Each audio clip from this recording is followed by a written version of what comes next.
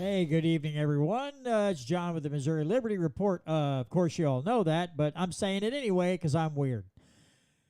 Anywho, so tonight I've got Tom Martz on the line with me. We'll be talking all things Missouri as normal, and maybe even some national issues because, the feds are a dumpster fire and all that is other things, and sometimes those things bleed together, and you can't make heads or tails of what the hell is going on. So with that being said, let me start up the recording and we shall proceed with the Freedom Talk.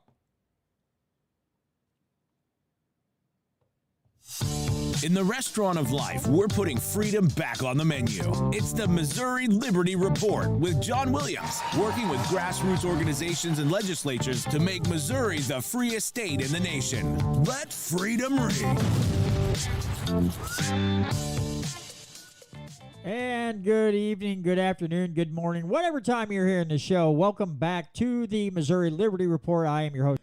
And tonight, let's say tonight, because I'm recording tonight. Tonight I'm joined by Tom Martz from the Locke and Smithe Foundation. And Tom is a gentleman who teaches the Missouri State Constitution as well as, I believe, 3 others. So he knows the Missouri State Constitution very well. And what his outfit does is they take and they look at bills here in the state of Missouri. And they look and see if they follow the Constitution. They follow along very well and look at the bills and see how they stack up against the Constitution and all that happy noise. So, without further ado, good evening, Tom. How are you, sir? I am doing well, whether it's morning, afternoon, evening, or night. It really doesn't make a difference. Well, that's good. That's good to know that you're doing okay. So, what's been going on lately with your brother? I haven't talked to you in a while. So, how have things been?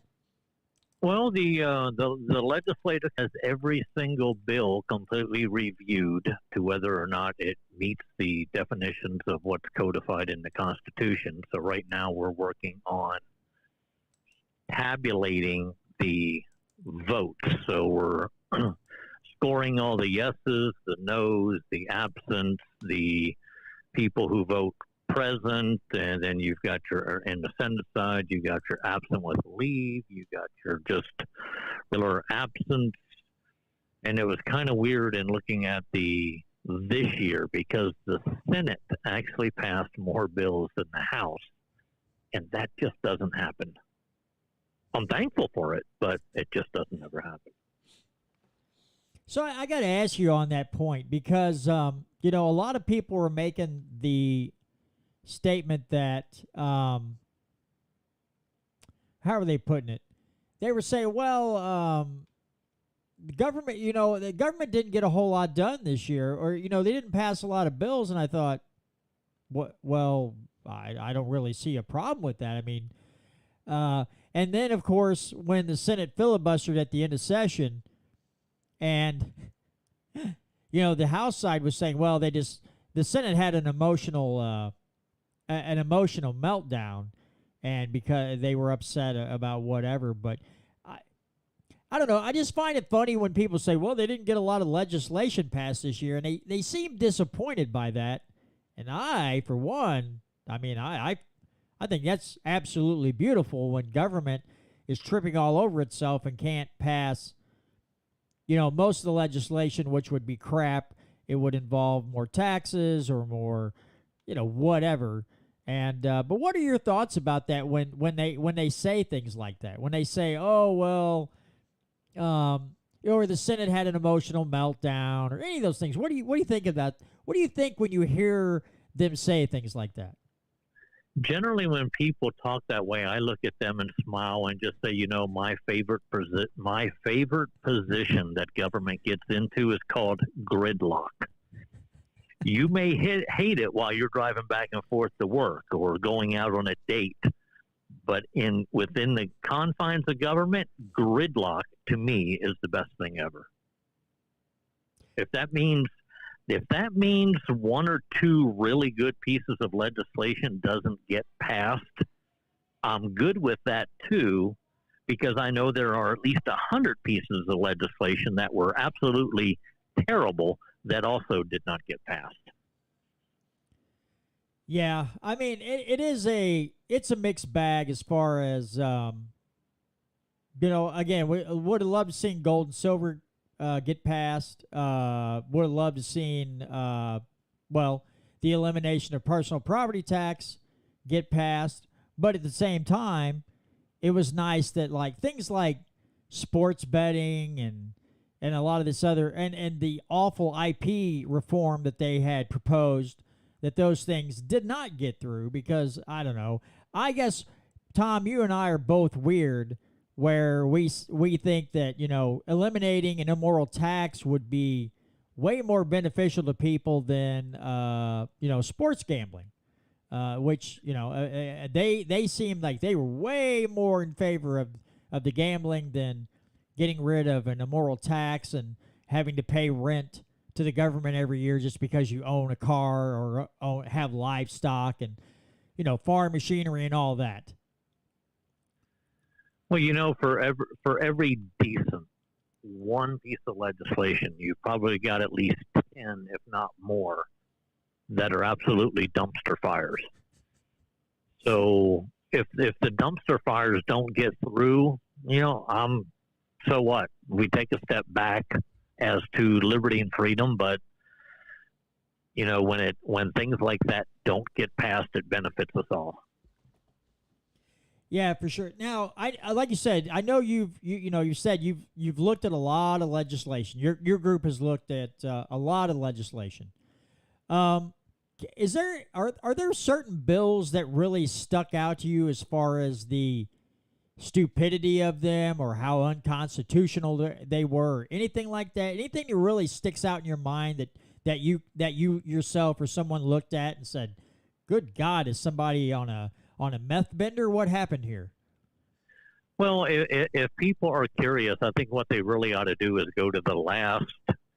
On the Senate side, go to the last Senate Journal and look up all the legislation that Mike Moon had written constitutional challenge letters on, because we're pretty much with Mike, we're pretty much in lockstep. I mean, the benefit to Mike is he's probably our best student, because I know he's taken 2, possibly 3 Constitution classes. So he knows the Article 3, Section 21, the Article 3, Section 23, the Article 3, Section 51. I mean, he knows that stuff inside and out. So it's really good to see somebody like Mike let the governor know, hey, based on the way this was drafted, based on the way it was passed, these are the sections of the Constitution that it violates. Supposedly we have another 8 or 9 conservatives up there. Well, I didn't see them write letters I didn't see them sign on to the letters that Mike did. And Mike predominantly is the only one, of course. Now, he had some issues with his dad, so he wasn't there in parts of the General Assembly. But I know for a positive fact, had he been there when those bills were put up to be voted on, he would have been a solid no vote. And the record shows for the past 5 years, he's the only one that we can count on to follow that mantra. No, you're absolutely right. I mean, and it's disappointing that we can't have, I would take 25, 30% of the legislative body just of Mike Moon's. And if all they did was make it hellish enough that this stupidity couldn't make it past committee or couldn't get voted off the floor, I mean, I assume we'd all be much happier people here in the state. And again, you talk about gridlock or whatever, and like you said, I absolutely don't mind. I have to tell you something before we go on, Tom, because I was thinking about this earlier today, and I chuckled to myself. and I know you'll get a kick out of it. So I listen to certain podcasts about every day. And when they were, and I want to get your take on this, but when they talked about it, I heard Tom's voice in my head. They were talking about that Karen of a New Mexico governor wanting to suspend, carry or open carry, concealed carry for 30 days. And I heard, and I know this drives you bonkers, Tom, but I heard, well, she's, going against the Constitution, which they're right. But they kept saying constitutional right. And I was going, it's a natural right. It's a natural right. And so, Tom, you have got me to the point where if I hear the words constitutional right, because you've threatened to smack me in the head a few times when we put on a show together, that I automatically say natural right from now on. You have got me fixed from using the word constitutional to natural, which you were correct. You were not false in that. You were not wrong. I got stuck in that, and then the last time you were on, you said, John, next time I see you, I'm going to smack you in the head if you keep saying that. And so you broke me of that, and congratulations. But what is your opinion on this Karen of a governor in New Mexico? Well, one of the things, and I was bad for this too when I started delving down this rabbit hole, but people don't realize that a constitution establishes the fundamental political framework of a state and how the state operates, and including the federal government. It enumerates rights of citizens, rights that we have that government is to secure, but government does not grant us. The issue comes in when you start reading Supreme Court opinions or state Supreme Court opinions or district judge opinions, who they themselves also refer to them as constitutional rights. And the reason they do, I believe, is to make it so that people believe that because they're codified in the Constitution, that's where you get your rights from. Therefore, it's easier for them to transfer that right into a privilege. People don't realize that there was a time frame when the marriage license did not exist in the United States. You recorded your marriage in a Bible. You had two witnesses that witnessed it. Then you could take it down to the county and they would record it. But there was no actual such thing as a marriage license. Why does the state of Missouri title my car? The state of Missouri had nothing to do with my car.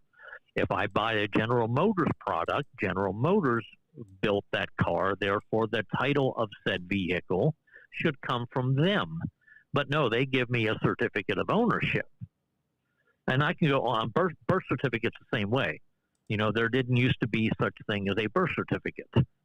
It was recorded, but it was never state sanctioned. We've gotten to the point where the state sanctions damn near everything that we do, which allows them to basically say, well, these are privileges that we grant to you. Without us, you wouldn't be allowed to do this. And the right to carry, how many times have you seen, the state of Missouri has constitutional carry? Oh, really? Did firearms exist before or after the Constitution? And if they existed before, I have that right whether or not the Constitution exists. So terminology, permitless carry, is what people should say, but they always say constitutional carry, and it drives me nuts. Well, and when you word it that way, and you are right. I mean, when you stop and think about it, and I believe that's how we've fallen into this pit trap of because, and this is how we get people thinking that our rights are extended to us from a government and not occurring naturally, or if you want to put it the other way, granted to us by our Creator. It's very easy to fall into this trap of thinking that all of our rights stem from government. And, of course, as the slogan goes, any government that's big enough to give you things can also take them away from you. So yes, if you do believe that government has granted you the right for permitless carry or just to carry a firearm, then you will believe that government also has that right to take that away from you because they granted you the ability. And, when we go into, what drives me nuts about like business permits or business licensure in general, just absolutely infuriates me. But, because people believe that if government doesn't grant you say if you're a restaurant, they don't grant you a business license, that somehow you're an awful cook and all your food will suck. And that, of course, nothing could be farther from the truth. But then we see what happens during the whole COVID craziness. And then we see that the only thing that those permits gave the government authority to do was they thought they could just come in and tell you at what capacity you could run or you couldn't be open at all and all these other things. It just opens up Pandora's box as these unelected or elected bureaucrats believing they have authority over the things that you bought and paid for and, pour out blood, sweat, and tears to keep up and running. They think they have the authority to just come in and tell you, well, you can operate at 25% now because of the Chinese super flu or whatever the heck you want to call it. Yeah, now see, here's Article 2, Section 6 of the New Mexico Constitution says the following: no law shall abridge the right of the citizen to keep and bear arms for security and defense, for lawful hunting and recreational use, and for other lawful purposes. But nothing herein shall be held to permit the carrying of concealed weapons. Well, that's unconstitutional from the get-go, but somehow it ends up in the Constitution. No municipality or county shall regulate in any way an incident of the right to keep and bear arms. Now, apparently the governor didn't see where she couldn't do a state of emergency in here, so she figured that was her way around the New Mexico Constitution, because she also said her oath basically means nothing as well. Yeah, when she said that, well, I declared a state of emergency, and that I believe that trumps the Constitution and my oath, and I'm thinking, there goes that stinking thinking again. Listen, these hoity-toity governors and this mentality of an executive order or my emergency declaration trumps your natural right to do things. Well, I got to be radio friendly. It makes me really mad when I hear them say that. Again, you look at this, you look at COVID, and now we're looking at possibly, actually a really good chance that they're going to, claim that there's a climate crisis and try to tell people they can't leave, they got to stay home, and, can't go to work that day. I mean, COVID set it up, but, man, these governors are out of their freaking mind. So Patrick wants to know, Tom, what are your thoughts on a new ballot initiative to undermine SEPA and allow for the state to let cities and counties determine gun laws? Well, I have not read those petition initiatives. So, but the problem with this is, in reality, Article 1, Section 23 prevents any political subdivision from creating any gun law that violates not only Article 1, Section 23, but it also violates the Second Amendment of the United States Constitution. Ergo, that would make any initiative to do that unconstitutional. But we have this mindset that says, but if the voters approve, well, the voters don't get to override rights. We're not a democracy. We have a Republican form of government. People need to understand that a Republican form of government is like a commonwealth. You do not get to usurp somebody's rights simply because you got your feelings hurt or you don't like what those rights may be. Now, I noticed he also asked about the ones for abortion. Well, Article 1, Section 2 of the state constitution is specifically spelled out that constitutional government is intended to promote the general welfare of the people, that all persons have a natural right to life, liberty, the pursuit of happiness, and the enjoyment of the gains of their own industries, that all persons are created equal and are entitled to equal rights and opportunity under the law. If you can make the case that a person is dead when the heart starts beating, or stops beating, then you can absolutely make the case that a person is alive when the heart starts beating. That's a life. Government's position is to secure that. You, as a voter, don't have the authority to basically usurp what it is that government is supposed to do. Yeah, and it's not hard to see this anymore. Not in everybody, but a lot of people just seem to take humanity for granted, and life doesn't seem to be as precious to people as it seemingly used to be. That there are so many people who are just willing to throw somebody else away if they feel like it's going to impede on their ability to go out and do whatever they want and live free or whatever.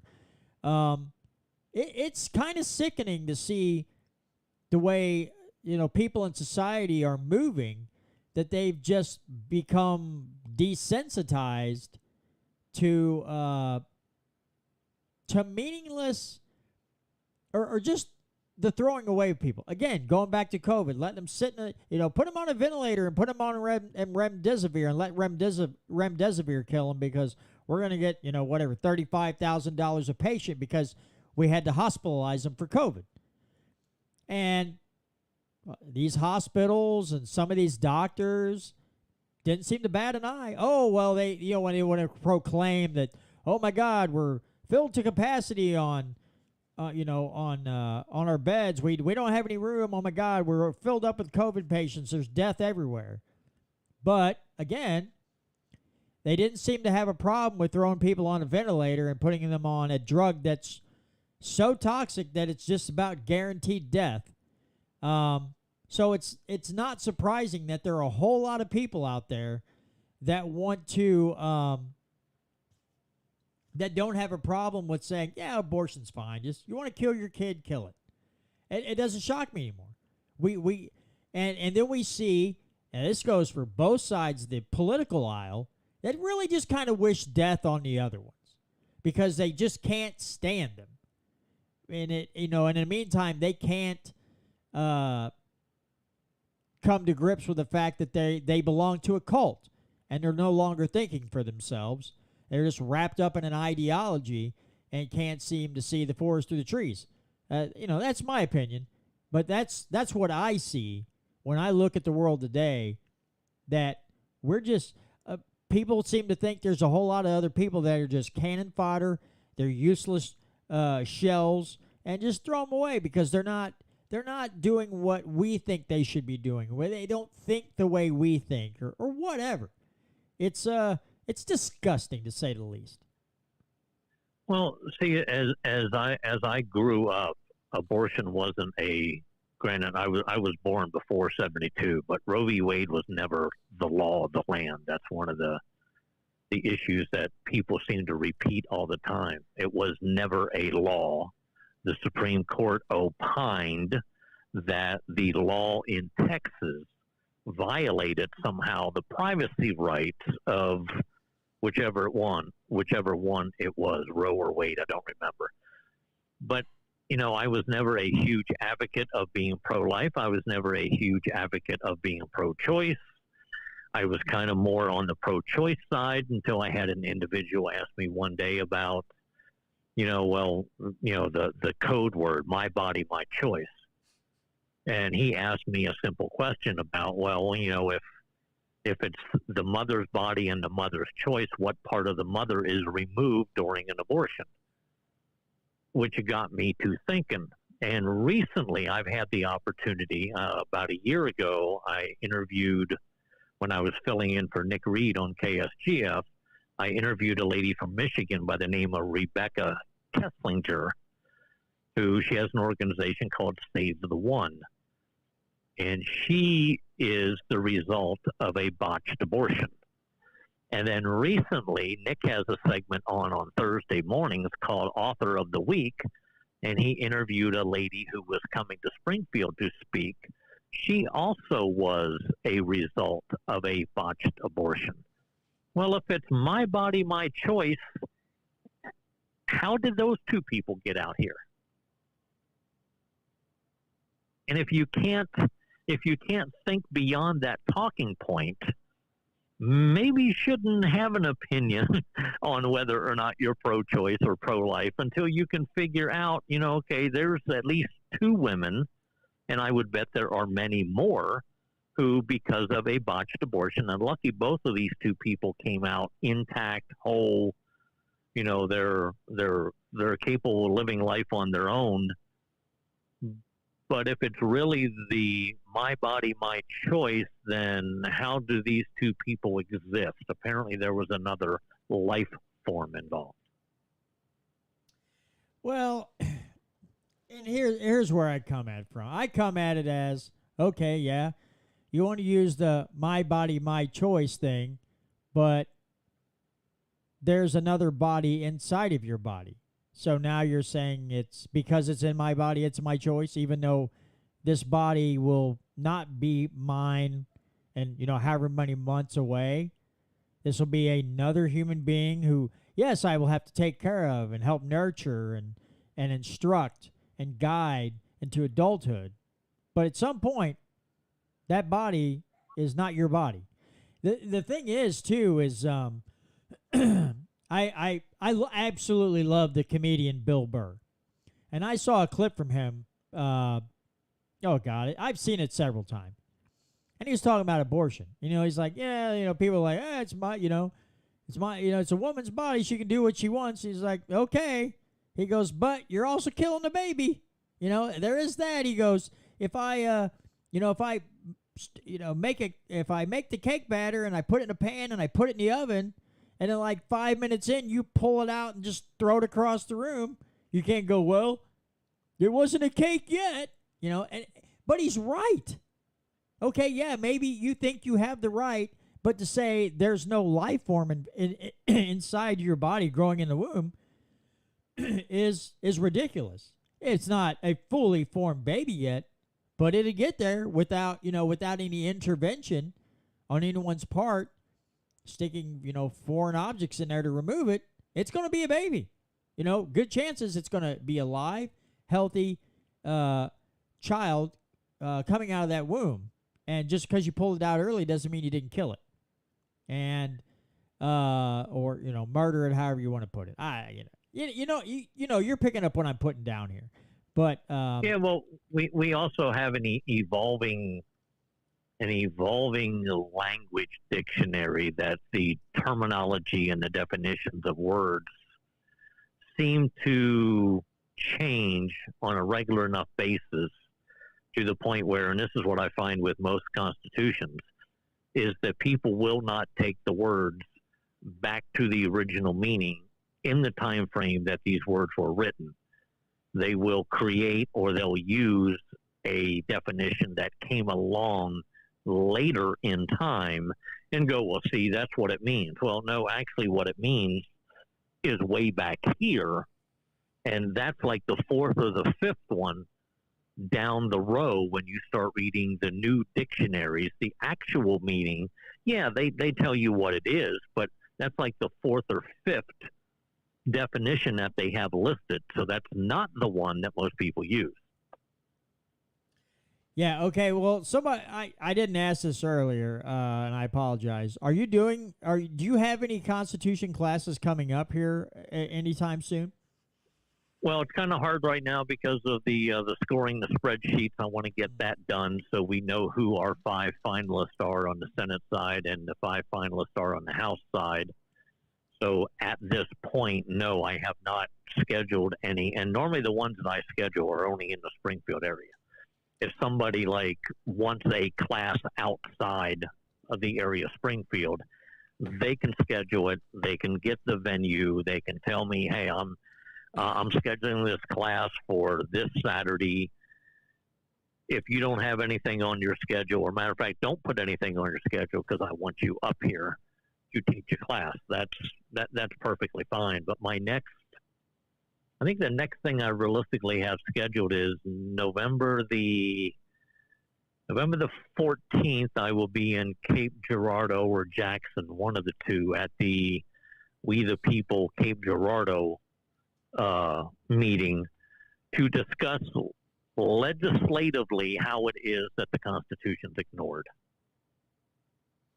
Yeah, because I still would love to get you up here to do a class, and every time I think about it, then it slips my mind, and then several weeks later I think about it again, but I never have enough brain power apparently to go through and try to plan it. And I hate trying to plan it like in the summertime, because I know that more likely people are, everybody's on vacation, they're doing things with their family or whatever, and it's like I'd rather do it spring or fall or something where everybody's not so damn busy. And maybe again, I know you told me, hey, if there's only 5 people there, that's cool, but I would assume your time would be better spent if I could get 10, 15, 20 people to attend the class instead of 3, 4, 5. But at this time I'd take whatever I can get. But yeah, at some point I got to have you up here for a class and see how many people we can get to show up. I know of 1, 2, 3, 4, 5 people off the top of my head that would be there, but I would hope there would be more than that. See, we know for a positive fact when we did Constitution classes. Now, some there were, I've done them for 4 or 5 people, and then I think the largest class we had was probably about, must have been like 40 people there. But what ends up happening is people, and this is not meant to be derogatory in any manner, but people will come and sit in the class basically to make it so that they can say, well, I went to a class. I'm not going to do anything with the knowledge that I gained. I'm not going to do anything about reading the Constitution on my own. But at least I can say, hey, I attended a class and I know what's in the Missouri Constitution. Well, I bet you Patrick Mahomes threw that football at least 500,000 times in his lifespan before he got to a Super Bowl. You can't just read it once and know it. I mean, I'm constantly reading the Missouri Constitution. I took it back to pretty much predominantly the 1828 definitions that I got out of Webster's to get the gist of what the words mean, how they fit in, how they codify. But as I get older, I find out that I don't have the memory that I had. Therefore, I'm forgetting sections of the Constitution. Therefore, I have to open it up and read it again. It's kind of like the Bible. There are people who have it memorized forwards, backwards, upside down, 13 ways to Sunday. But if they don't continue to glean that knowledge by reading the document, they'll forget certain areas of it. They'll have to open the document up and read it. And it's my hope when I do a Constitution class that it gives people the availability to go, I am not as knowledgeable in this document as I should be, yet I vote every single election. I listen to what it is that the politician tells me. Then I get mad when they don't do what it is that they said they were going to do, to which I ask them, well, how do you know? Did you actually interview this guy or woman before you voted for them? What do you know about them? What did they do in their life that would lead you to believe that if you voted for them, that they would actually secure your rights? Yeah, you make a good point. I know that I have gone through it one time with a yellow highlighter, and everything that really stuck out to me that I'm pretty sure I grasped, I could be wrong, pretty sure I grasped the intent and the meaning behind the words. I went through and highlighted. I went through the whole document, highlighted a bunch of stuff. But now I need to go back and reread and especially try to soak in some of those highlighted sections, especially when you're talking about, Article 3, Section 21, 23, all those. And I distinctly remember those because you bring them up an awful lot. So when I got to that part, I was like, I've heard these words before. I've heard Mr. Martz say these many, many, many times, which is fine. That's good. That's good that some of it is stuck in my old man brain, and I haven't completely just blanked out on everything. So See, sometimes you actually have to open up that document while you're talking to the individual who's elected to represent you, not tell you what to do, but they're elected to represent you. You need to open that document and go, hey, I saw that you voted for this bill here. Now, when it was originally titled, this was the title. And then somewhere down along the line, they changed the title to this.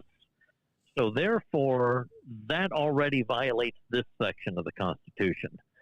Now, the original title was to make it so that, let's say, county assessors would get a $30,000 raise. Now, all of a sudden, here it is in the truly agreed and finally passed version. They've got something in here on fire sprinklers and roofing shingles. How exactly does that relate to the county assessors, and why in the hell did you vote yes on it? Why did you even take an oath? yeah, see that, and that's the thing. I know maybe you get a really good bill, something with, okay, let's take, for instance, Brian Seitz about every year comes up with a bill to eliminate their certificate of need here in the state of Missouri, which it needs to be done away with. Why? If somebody wants to open a hospital or a doctor's office, why should they have to beg to people who operate a hospital in that area and ask permission from people already established for them to open one? I think it's great. The bill itself is fine. But then God knows what other people try to tack on as it goes through the processes. And then by the end of it, you're like, okay, this says eliminating the certificate of need. But then, like you say, we're going to put a new regulation in here on fire hydrants or whatever. And it's like, now what the hell does that have to do with certificate of need? And I know people think that, I know some people are like, well, you're just being nitpicky. But,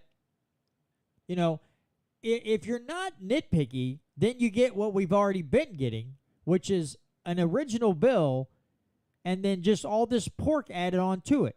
So you think you're getting something good, but there's 9 other horrible things attached to it that you didn't realize were in there because most of them was like, yep, go ahead, it's good, we're good, we're golden here.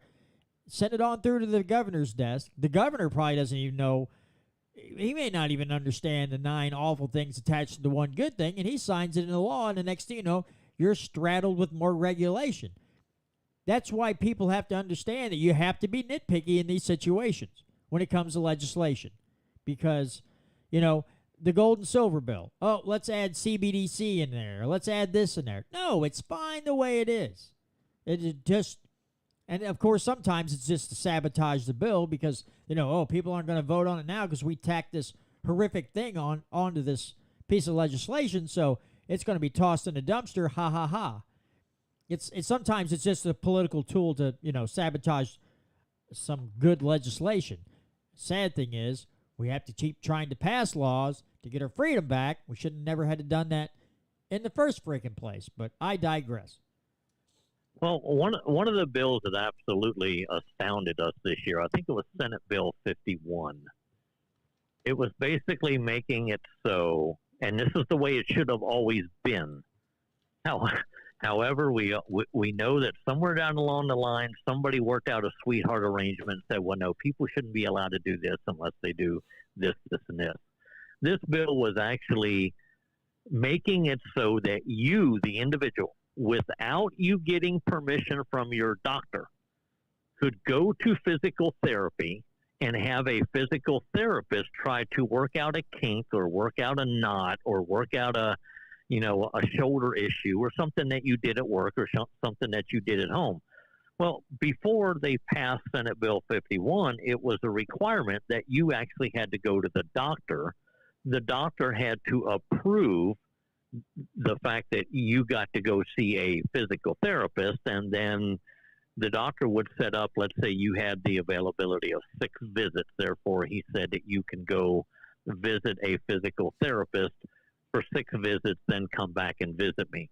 Why are all these additional costs getting added up because I've got a stiff shoulder or something of that nature? Why am I under the color of law? And this is what I hate about people who say, well, we're a nation of laws.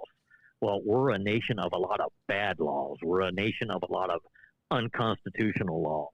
But there is absolutely no reason that I should not be able to pick up the phone if I have an actual physical therapist or an occupational therapist that I know and say, hey, dude, I really screwed up my shoulder. Can I come in, look at it, see what transpired, give me some exercises, do your voodoo hoodoo, whatever it is that you're going to do, and put my shoulder back in joint or put my shoulder back the way it needs to be, instead of me having to go to the doctor who is going to tell me that I have to go to a different physical therapist that I'm not familiar with, but because they're in the same group, then I finally get to go to a physical therapist. So it cost me $125 for a doctor visit to go do what it is that I wanted to do, that had this law at some point in time never been passed, I would have been able to go right to the physical therapist from the get-go. Yeah. And I love it. I love it when these idiots who are all in favor of you having to go to the doctor first before you go to a physical therapist who are in the same network or, same hospital group or whatever. These idiots that are fine with that also complain about the cost of health care. They, couldn't put 2 and 2 together to save their lives. Math is hard. Again, I'll say it again, folks. These people could mess up an anvil with a marshmallow hammer. And that is not a joke. I'm being dead serious. These people could mess up a crowbar in a sandbox. Some of them, I believe, are ignorant of the facts, and some of them they do it on purpose. Whatever. But they got buddies that are doctors like, hey, you don't want to do that. That'll screw me out of some money or whatever. I get tired of making these arguments and trying to lay it out in plain English for people to understand that, just because government writes a law that's supposed to regulate something does not mean that A, it's good, or that it's going to make things cheaper, because neither one of those things work out worth a damn. Well, look at Senate Bill 100 is a classic example. It's gonna make it so that we get back to constitutional coinage. So you've got gold and silver, which made it through the Senate, goes to the House, and then you have one state rep who decides that they're going to create a mechanism by which the electric companies, and they changed the title, by the way, in order to do this, to make it so that they could regulate, I forget exactly what it was with data mining, but it was the most asinine thing you could ever possibly put into a bill that is specifically designed to make it so that we have constitutional coinage. And yet that's not seen as an issue until, you guys brought it up. Ron Calzone brought it up. I know Patrick Holland brought it up. But those are the things that we watch, the Locke and Smithe Foundation watches. Their job in reality is to make it so that bad pieces of legislation die in the committee, that only those bills that are constitutional get out to the floor. The problem is then once they get to the floor, they decide that the original title is not as broad as they want it to be, so they'll change it and they'll start adding all this stuff into the bill. And that is the only reason why it is that the Locke and Smithe Foundation only grades the bills that has been voted on in the Missouri House and the Missouri Senate. And if they go back and forth, well, then we end up scoring more votes. So like Senate Bill 100, the Senate got a score on Senate Bill 100 because it was constitutional when it passed the Senate. So they were scored on that.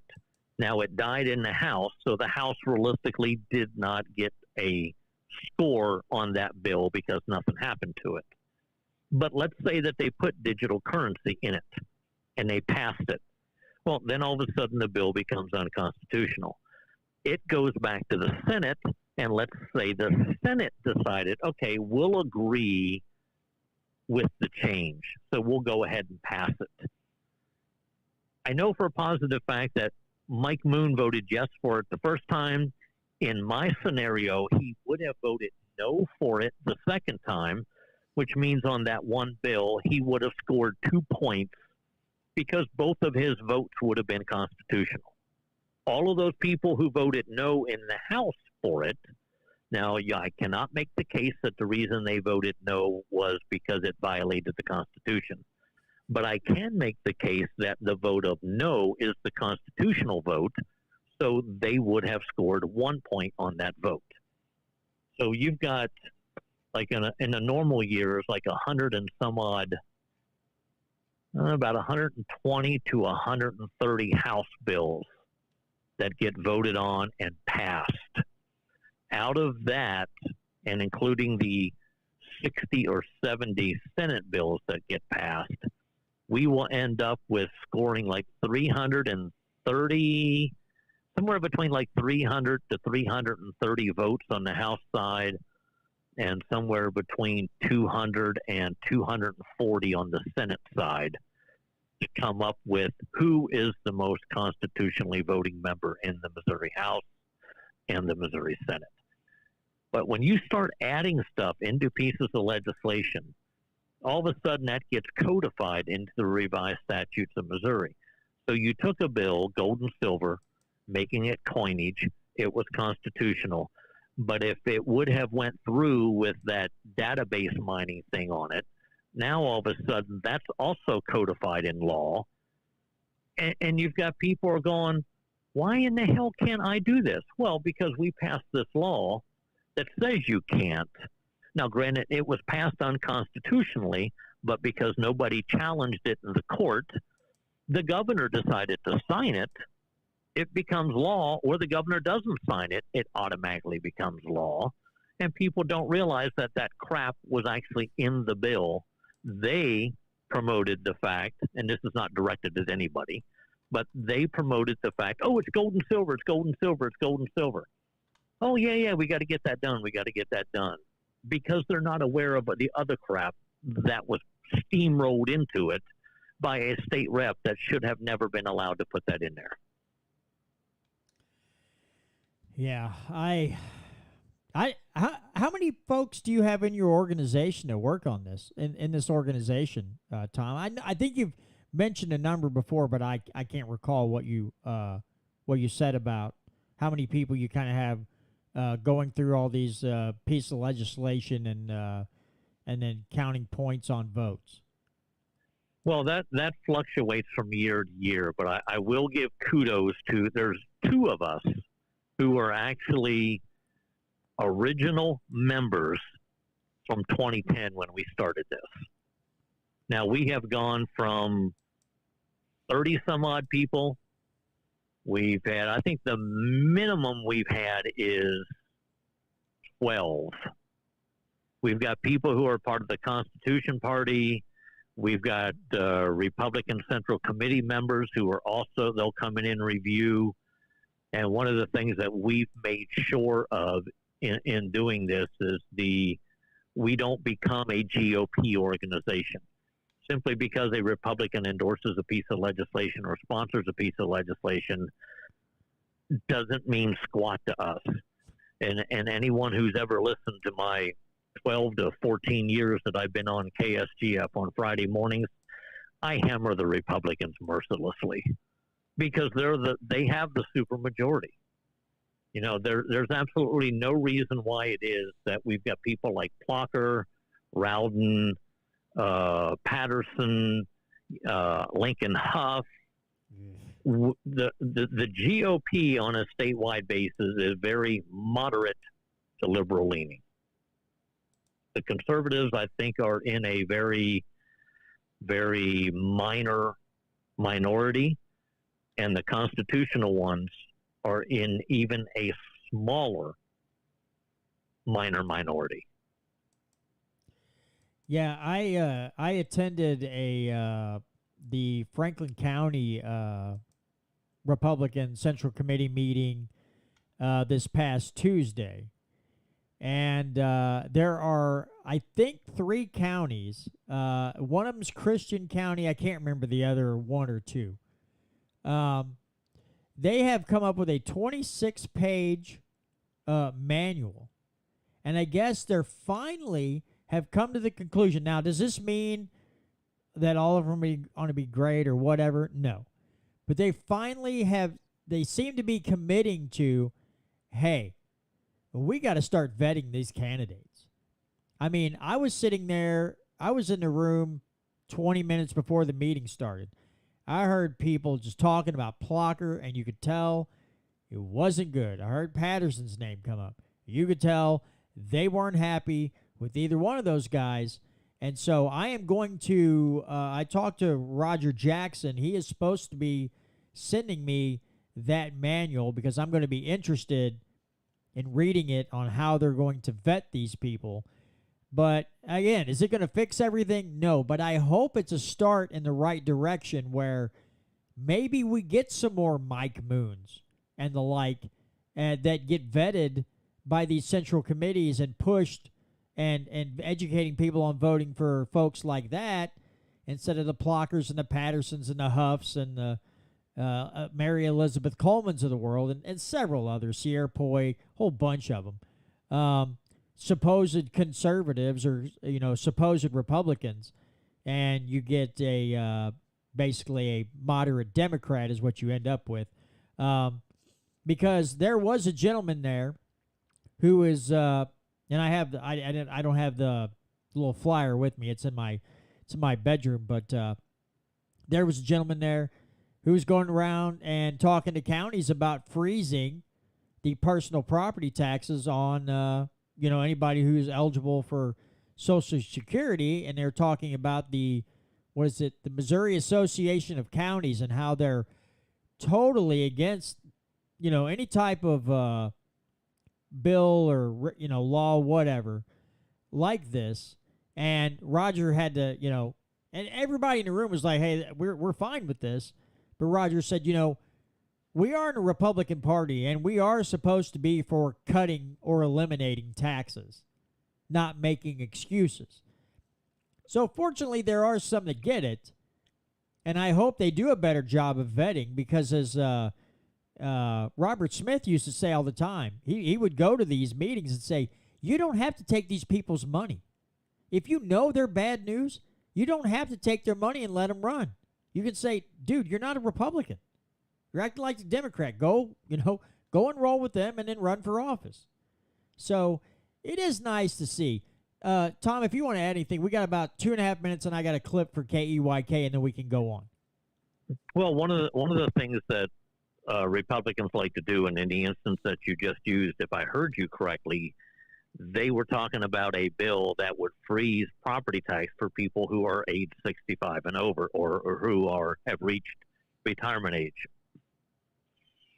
Bills like that are great, but there's this part in the state constitution which specifically says that all persons are created equal and are entitled to equal rights and opportunity under the law. When you make a bill or you design a bill that is specific to give somebody who's 65 and older, simply because they're on retirement, a special benefit that people who are 64 and under do not get, it violates Article 1, Section 2. And that's what, we're probably the most disliked organization in the state in the Republican realm, because we look at this stuff under the most strictest scrutiny as we can find, and a bill like that would absolutely violate the Constitution. No, you're right. And I I had another Tom Martz moment in that meeting, because I was sitting there listening to it, and I thought, I wish Tom was here right now, because you could say it much more eloquently than I could have.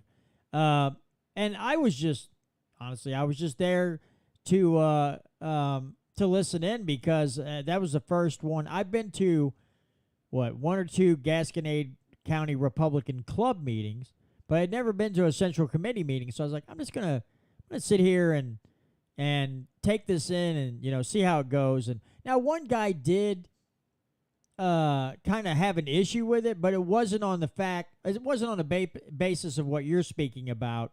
It was on, we got other things we could be working on. Why are we working on this? This is unpopular, blah, blah, blah. All right, for those of you in the KEYK audience, thank you very much for joining me for this week for the Missouri Liberty Report. Don't forget, if you go on like Apple Podcasts, Spotify, iHeartRadio, a lot of other podcasting apps, if you want to hear more of the conversation that Tom and I have, you can look up Missouri Liberty Report Plus. Find that. You can come to YouTube or Rumble, watch the video. But if you want to hear more of Tom and I's discussion, feel free to look me up and get yourself educated. All right, moving on.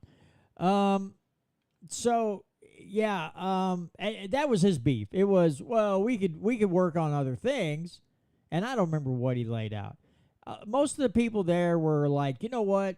If we can help senior citizens out, let's do it. Again, this wasn't. Now they did try to write that. I guess that bill was, and actually, I believe it made it to the governor's desk. Or there was something they worked on. It got to the governor's desk. He was going to veto it, and I guess they got enough phone calls in. It was on something else. I don't remember what the heck it was on.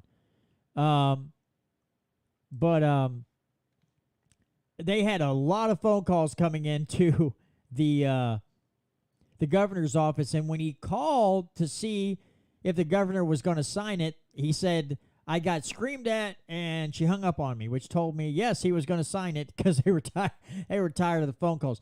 But that type of legislation wouldn't make it through the House, so they were just going county to county and see if the county wants to, make this so where they freeze property taxes on, I think it's if you're 62 or older, then you would be eligible for a property tax freeze, because they couldn't get it done legislatively in Jefferson City.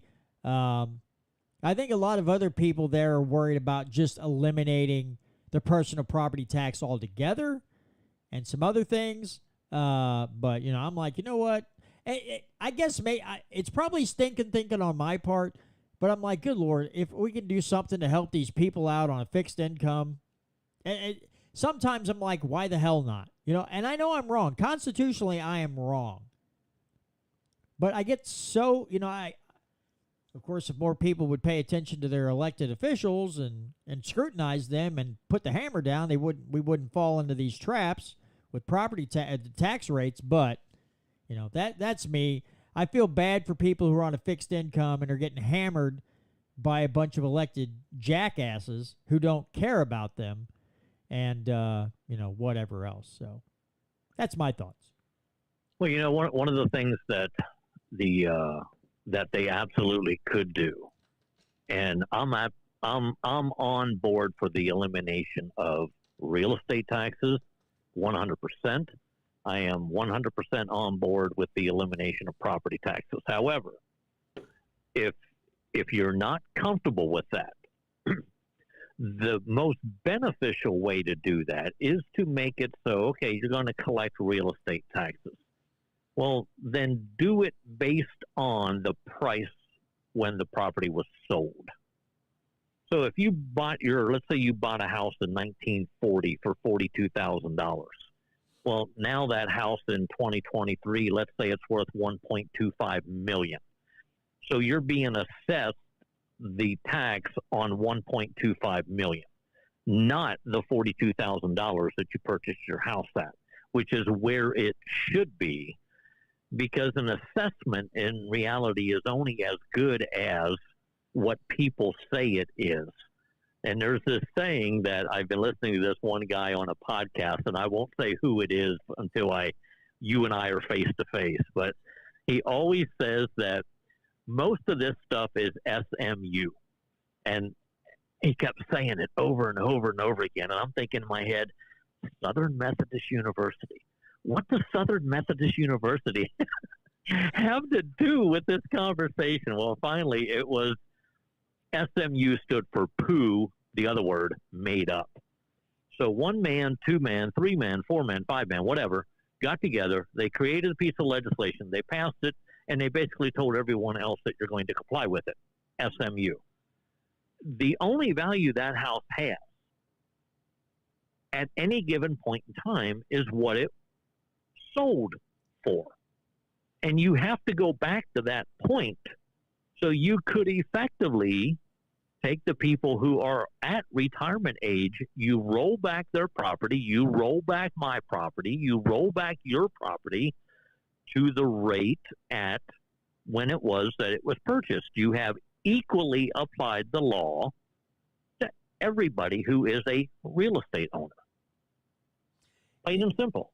Yeah, because you're right. It's all arbitrary.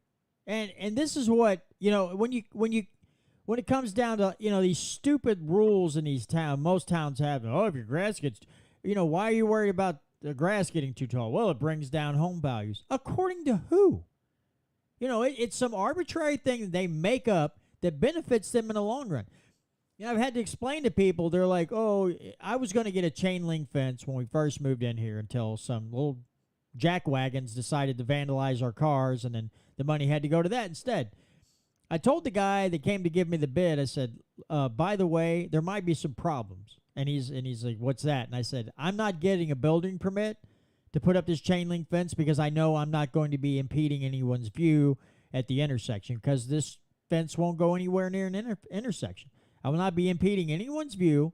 I said, I'm here just so the dogs have a place to run and I don't have to tie them up or, sit outside with them when it's cold or whatever. And he's like, yeah, it's fine, because I'm not real big on, these building permits or whatever. But I have to explain to people, the building permit is not there to make sure that whoever's doing it does a good, safe job. It is there so they know when you make an improvement on your home, so they can assess it at a higher value at the end of the year, so they can raise your taxes up. That's all that's about. It's not about your safety or well-being. It's about the city's tax revenue. Drives me freaking insane.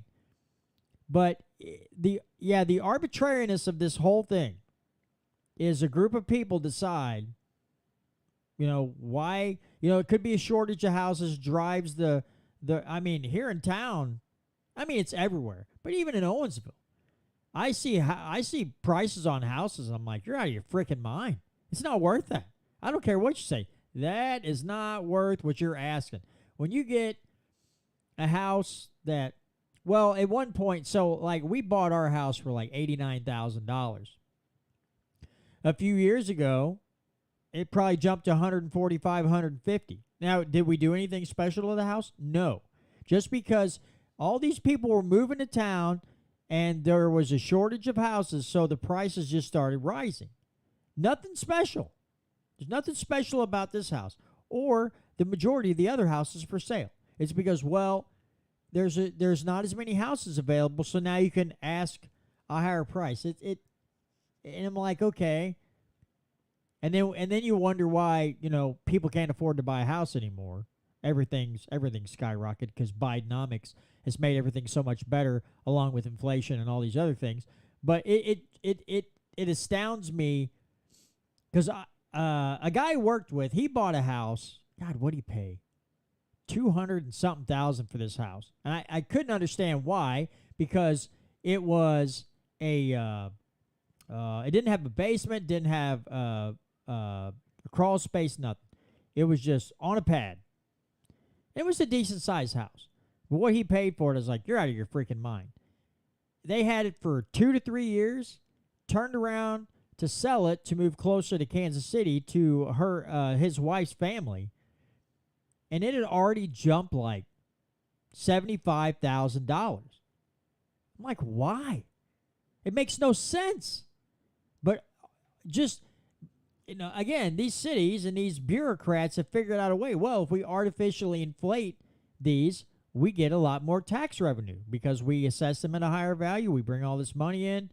The real estate agents which the real estate agents and these groups really get behind things like this because it makes their real estate agents better commission.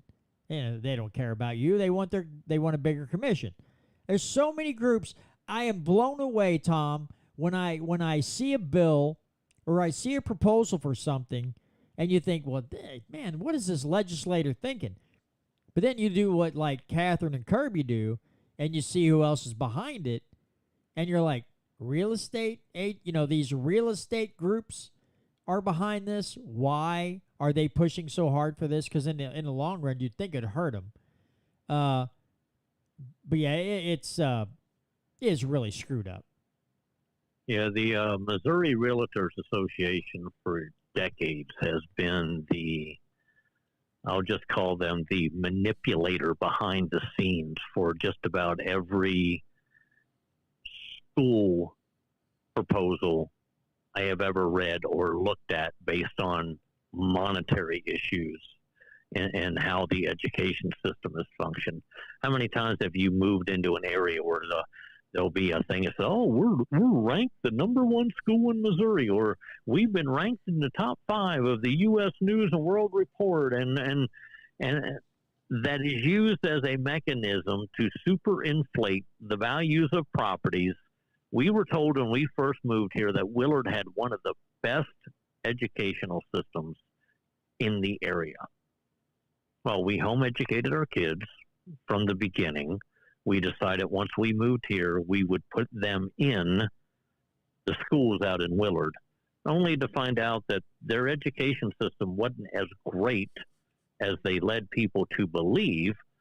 But if you're unaware of what it is and how it is that your kids are being educated, then you're going to accept whatever it is that you're told. Oh, we have the best school in the state of Missouri because so and so said so. Yeah, and then when they do things like that, then you get these nice, healthy, fat school bonds so they can add a performing arts center and all these other useless things when the educational system in and of itself sucks. It's an awful thing, but boy, they sure can make you feel proud of your school enough to dupe you in to spending $15 million on things that at the end of the day don't mean squat to making your kids' education any better. I don't even get me started on crap like that because then I'll blow a freaking head gasket. I was going to ask you. Before you go there, remember the question because I want to get back to what it was you were talking about before when you were discussing you went to the Central Committee meeting. Now, back in 2010, I was actually involved in helping one of the Central Committees back here look into and start the process of vetting candidates. And one of the things that we brought up and said, look, when you start this process, you're going to tick off the people in the establishment. So you better be prepared not only to be able to retain the seats that you have on the Central Committee, but you better be prepared to get more like-minded like you on the Central Committee because you'll find out how fast you lose your power. Well, they denied an individual the ballot access. However, the treasurer of the Central Committee decided to accept the check anyway, which then allowed the individual to run as a Republican. And then when the Republican Central Committee election came up, the most conservative individuals who were on the Central Committee got booted off. So it became an establishment thing. So for all these central committees that are in the process and thinking about doing this, you better be prepared to unseat some of the establishment folks on that central committee, because they most certainly will be looking to unseat you because they don't like the thought process that the central committee is going to dictate who is and is not a certified actual Republican. End of rant. Oh, no. I cannot remember the guy's name to save my life. It's been a few years since it's my old podcast, The Push for Liberty. But Jesse Rude got me in touch with a gentleman from Michigan who was he ended up running against Rashida Tlaib up there in Michigan, and but he told me they had a lot of useless people in the committees and stuff in his area. And he's more of a Ron Paul type of guy. Really, he was a really solid guy. Now he told me, he's like, do I expect to win? I don't, because the area he was in right outside of Detroit. But he's like, I got to do something. He got way more votes than I thought he would. I mean, it was a lot closer than I thought. But he found a group of very conservative Ron Paul types. They went into these areas, and I mean, they took over. They absolutely took over. They booted a lot of establishment types out. And I wish Jesse would know who he is. I got to get in touch with that guy and maybe have him talk to guys like Roger and say, this is what you got to do. Because this guy's worn the T-shirt. He absolutely went in there and just wiped the floor with these guys. And it was a great story. But yeah, I've got to get in touch with this gentleman and say, hey, you might want to talk to some of the central committees down here and tell them what to be ready for.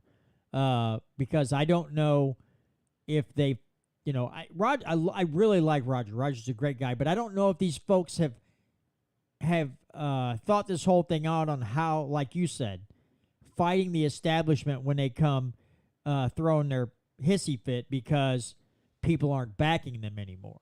But here's the thing that gets me, Tom. We got these central committees that are, they seem to want to vote for actual conservatives, right? But then I go in there and I hear all these people talking about Donald Trump, and it drives me insane because I'm like, just when I think you people are getting out of the cult, you come in with your cult talk. Now, do I agree with what they're doing to him for the reasons they're doing it? No, I don't. But it absolutely is astounding to me how they do these things, but then they want to put all their effort in the presidential election behind a guy who seemed to be okay with lockdowns and shutdowns and crapping all over the Second Amendment and all these other things. What do you say to something like that? Because it just blows my mind.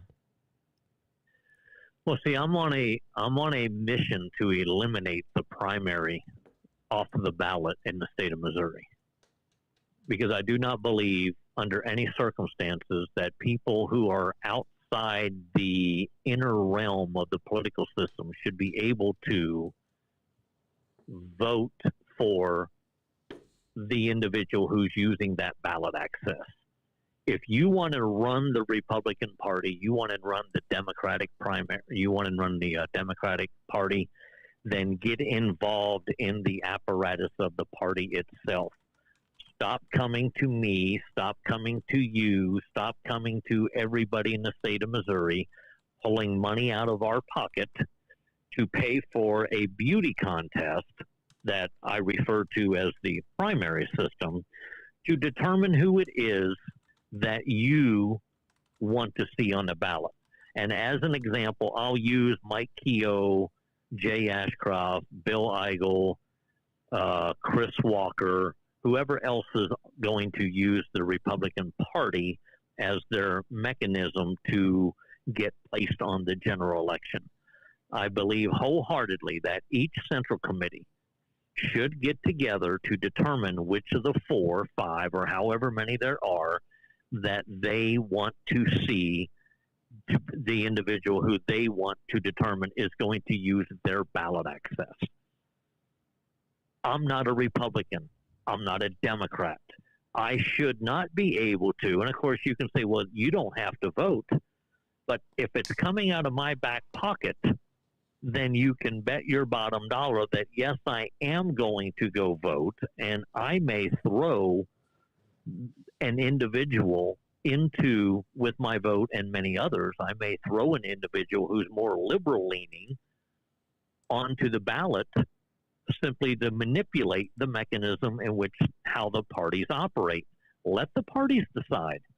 And whoever gets put on that general ballot will be the individual that all the state Republican Central Committees determined through their in-house system. That's who the individual, the party is picking to represent that political party. That's the way it should be run. Get out of my wallet to pay for your beauty contest. Yeah, I see your point. Yeah, anything that helps me, anything that keeps government from wasting my money, I'm fine with. Now, you have the ranked choice voting folks out there too. A lot of people don't like that, but yeah, there's so many hinky things with primaries and just voting in elections in general. But yeah, I've been sick of it for a long time, but it gets progressively worse. This cult-like mentality is just about drives me to drink. It's like, clearly, as much as you want to be conservative and you want to, things more fiscally conservative and lower taxes and all this stuff, you completely forget all those things when it comes to a certain candidate. And I get it. I understand why. Because they're part of the Republican Party and they feel like they have to simp for some guy who's not really Republican in the first place. But it's hard for me to take people seriously or really serious when I hear them say those things. That they're literally ready to throw all their principles out the window. Again, for a guy who's been trashed, a lot of times needlessly so, but he's done a lot of stupid things too.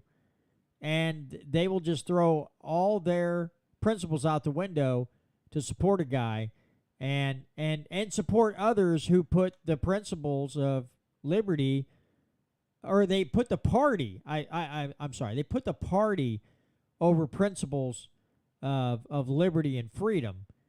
And but they want to talk about, well, I'm a Republican and I'm for lower taxes. Well, are you really? Are you really? Because you don't seem to be very interested in what the guy's doing right now.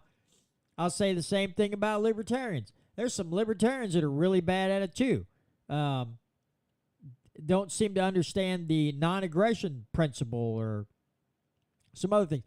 One of those idiots from the Daily Wire, after the Karen in New Mexico cited, again, to put a kibosh on a natural right to carry, self-defense. Actually, I want to say it's Michael Knowles. I don't think it's Michael Knowles. It's one of the other guys. Said, oh, yeah, she absolutely has the right to do that. I thought, what are you talking about? So this guy who's supposedly, one of these really conservative networks seems to think that she has the right to infringe upon your constitutionally enumerated right to self-defense and self-preservation. I thought, well, that's a really weird thing to say. So even though you get mixed up in this, and you don't get mixed up, but you listen to these people and you think, well, this guy sounds like he's somewhat intelligent. Some of these very people sound like they want to be tyrants themselves sometimes.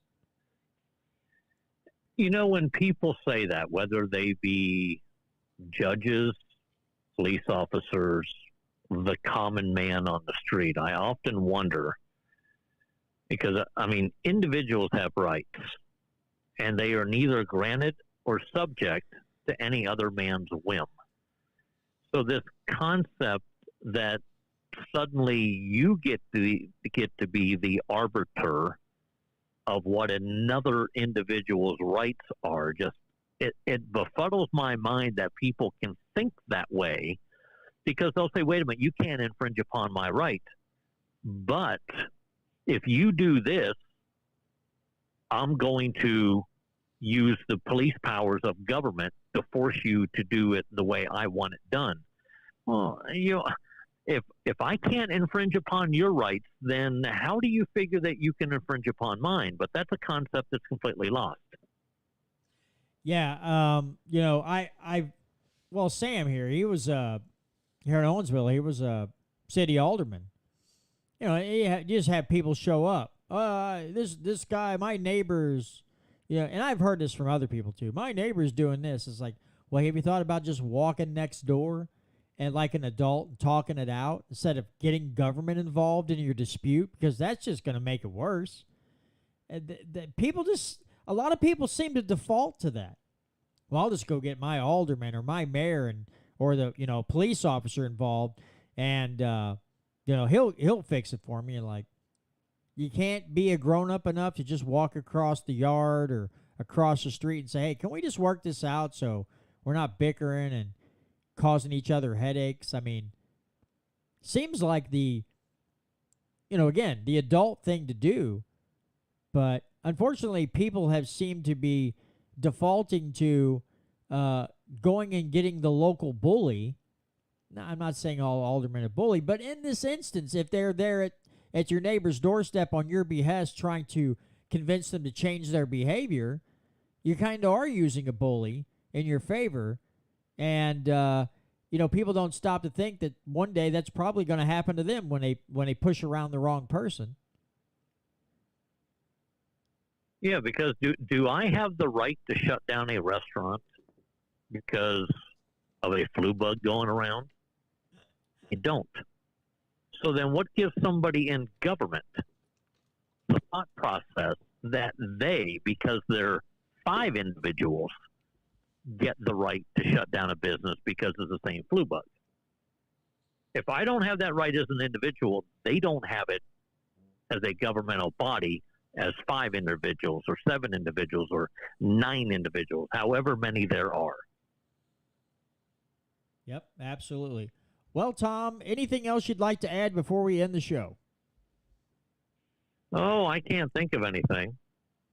Well, it's great to have you on again, and we have to do this. We have to have less of a pause in between times you're on this show, because I do enjoy our conversation. But again, I really would love to have you up for a class, and I will tell you, I will be looking to try to have another meet and greet like we did last year with our state rep and state senator. So if I come up with a date, I'll let you know. And if you'd like to speak, I'd be happy if you would do so. And you can just pick a section of the Constitution, of the state constitution, that you'd really like to hammer home, and have you speak on it, give you all the time you need. But it'd be great to have you at another meet and greet if you'd like to join us. Well, one of these days in the very near future, after we're done scoring votes, I am going to call you to pick your brain so you can walk me through the process of setting up my Spreaker account, so I can actually start recording the state constitution and the other one, which I wanted to do, which is this bill constitutional?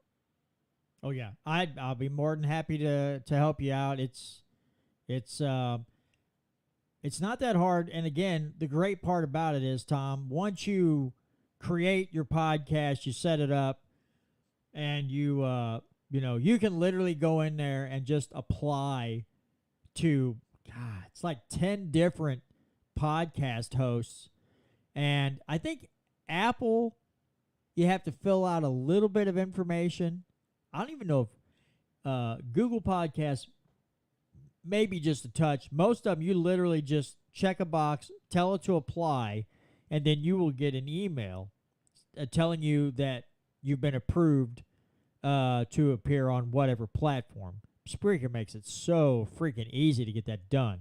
But yeah, whenever you're ready, you just send me a text. If I'm not working overtime that night, you got time to for a phone call, or I got a time for a phone call, I will happily walk you through that. That'll be outstanding. Good deal. All right, I appreciate it. Yeah, absolutely. Well, brother, you have a great weekend. And again, I appreciate your honesty. I appreciate your expertise and knowledge in these matters, and continued best of luck. Real quick, can you give... I got to ask you this. I never remember to ask you this anytime you're on. Your show that you do in the radio down there around Springfield area, is there archives on the site for people to go back and listen? Oh yeah, you can actually go. It's the first, second, third Friday, sometimes the fourth Friday if there are 5 Fridays in the month. It's on KSGF. It's 104.1 FM. You can actually go and look up on Spotify, KSGF.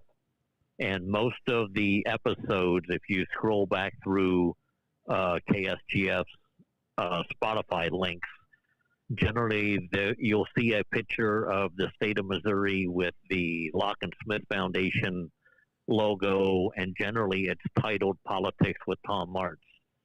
And because I'm on predominantly every Friday morning from 7 to 8 a.m. There are times when Nick goes on vacation that I get to fill in on all 3 hours of the show. I've had Patrick Holland in studio a couple times when I was doing the hosting. Occasionally, some of the Saturday individuals who do shows will ask me to fill in for them while they're on vacation. So it allows for, and I have 2 things which are consistent. I've got this thing called Today's Date in History, and then I have the quote of the day. And then generally I spend the rest of the show ripping into people like Josh Hawley or Eric Schmidt or Republicans or Lincoln Huff, or even my wonderful state rep who is known as Crystal Quaid. She gets ripped into on a regular basis too, because it's just, I'm an equal opportunity offender. If you're violating the Constitution, I don't care what political party you belong to, you need to be called out for it. All right, so folks, you heard it here. Go check out Tom's work on the radio station down there at Springfield.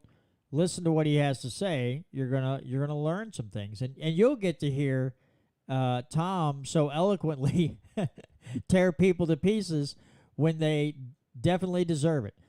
Tom, thanks again so much for joining me tonight. Really appreciate you and your efforts, and hopefully talk to you again real soon, brother. All right, man. Have a good evening. Have a good weekend. Talk to you later. All right. Bye-bye. Bye. All right, folks. That was Tom Martz from the Locke and Smithe Foundation. Again, once he starts recording his podcast, I will post a link so that because I'm going to listen to him, and I think you should listen to him too, because Tom has a lot of great things to say. All right. With that being said, folks, that's going to do it this week for another edition of the Missouri Liberty Report. Please don't forget to check out MOLibertyRadio.us, especially on Sunday nights from 6 to 9 p.m. Central Time with Sam and Trish Britton and Off the Cuff Radio. Also, don't forget to go to mofree.org. Join up their, sign up for their email list, get on the email list, and then you'll get emails about when they're going to do their live streams. You'll find out times and points of discussion for the live stream. Don't forget to check out keygatheringplace.com or keyradio.live, I believe that is. And that is KEYK. It's another station. It carries me along with MOLibertyRadio.US's network. And then also, don't forget to check out Rogue Politics, Catherine Dreyer and Kirby Lane's phenomenal podcast on following the money in politics. You will be blown away by some of the things that you hear on that show. It is amazing. Sam and Trisha's show as well. 3 hours of just information. My old brain can't hardly handle it sometimes, but I try. So anyway, folks, next week I don't have any schedule. I don't have any guests scheduled for the rest of the month. I am going to attempt to get at least one individual on who is proposing a bill. His organization is proposing a bill. They're going to work on it again this year for informed consent, that government cannot mandate any mRNA or gene therapy, in air quotes, vaccinations. That you cannot be, coerced or forced into taking these vaccines. I'm going to try to get them on the show so they can talk about their effort to end that nonsense. But again, with that being said, I will see you all next Friday right here on the Missouri Liberty Report. Want more freedom? It starts with you. Join us next week on the Missouri Liberty Report and find out how you can get involved to take back your state.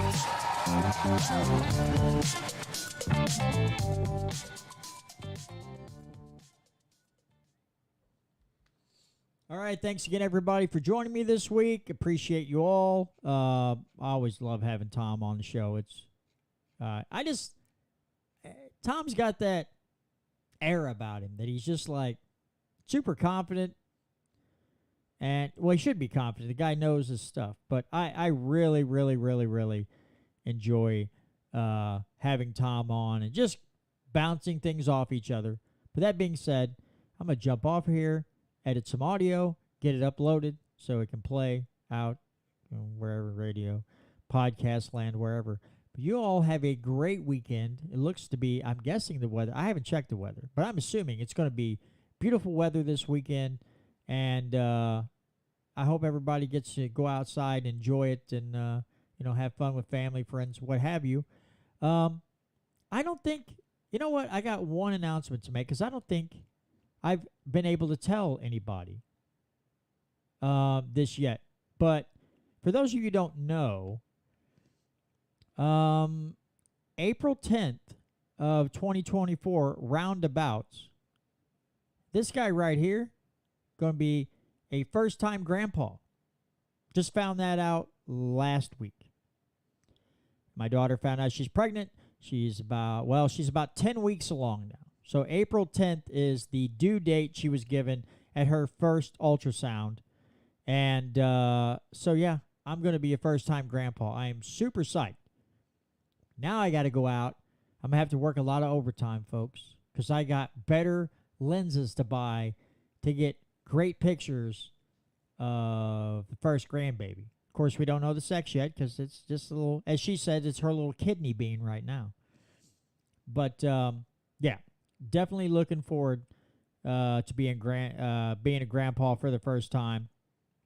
Thank you, John Doe, for the congratulations. I appreciate that. And, yeah, really, really looking forward to it. I just told my wife, I said, how much do I charge my own kid for doing newborn photos? She's like, I don't think you're supposed to charge for those. And my daughter informed me, I charge in love, which, of course, I would never charge my own child to take pictures of her first child or my first grandchild. But, I have to add a little humor in there. But anyway, so, yeah, next year, who knows what's going to hold. I may be taking a lot of Fridays off when the first grandkid comes around. Probably not. But don't be surprised if I take a few extra Fridays off here and there to enjoy. Yeah, Casey, you got it right, brother. I have officially have a reason now to have old man brain. There's no more. Everybody's like, well, what's your deal? Like, I have a grandkid. I'm a grandpa now. I officially have a good documented reason for having old man brain. Thanks, Casey, for the help. I needed that. I needed people to understand where I'm coming from. But anyway, again, yeah, thanks, Warrior Class, and I appreciate you joining in. So let's see who all we had in here tonight. We had John Doe. We had Voodoo Queen. We had Wilderness Gal. We had Bonnie Blue 2A. We had Ganai. We had Warrior Class 3. Casey Rich. There was one. Tom was in here as well. And Ancient Tom as well. So thank you to all of you who joined along and commented during the show. So peace out, everybody. Have a great weekend. And we'll see you all next week.